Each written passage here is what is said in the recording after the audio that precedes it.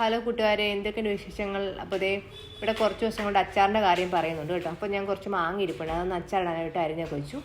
രാവിലെ തന്നെ പയറും മെഴുക്കുട്ടിയും കൂടെ അങ്ങ് വെച്ചേക്കാന്ന് വെച്ചിട്ട്. അപ്പോൾ കുഞ്ഞുങ്ങൾക്ക് സ്കൂൾ അടച്ചിരിക്കുമല്ലേ, അപ്പം അരിഞ്ഞ് വെച്ച മാങ്ങയൊക്കെ കണ്ടപ്പോൾ ഇത് വാരത്തുനിന്ന് തീർക്കുമായിരുന്നു കേട്ടോ.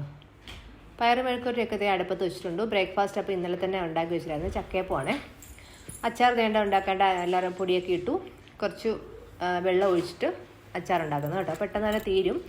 ഇപ്പോൾ നമ്മുടെ തുണിയൊക്കെ ആയിരുന്നു. ഗ്യാസിൻ്റെ പ്രശ്നം കാരണം നമ്മൾ ചോറൊക്കെ പുറത്ത് അടുപ്പിലാണ്. റോക്കൻ്റെ കൂടിനടുത്താണ് കേട്ടോ. അതിന് ഭയങ്കര പേടിയാണ്.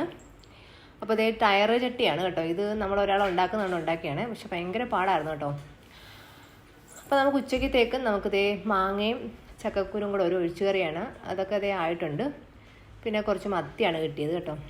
അപ്പോൾ അതൊന്ന് നമുക്ക് വറ്റിച്ചെടുക്കാൻ വേണ്ടി കുറച്ച് അധികം ചുമന്നുള്ളിയും കാന്താരിയൊക്കെ ചതച്ചതും തേങ്ങയുടെ എല്ലാം ചേർത്ത് നമുക്കൊന്ന് റെഡിയാക്കി എടുക്കാം.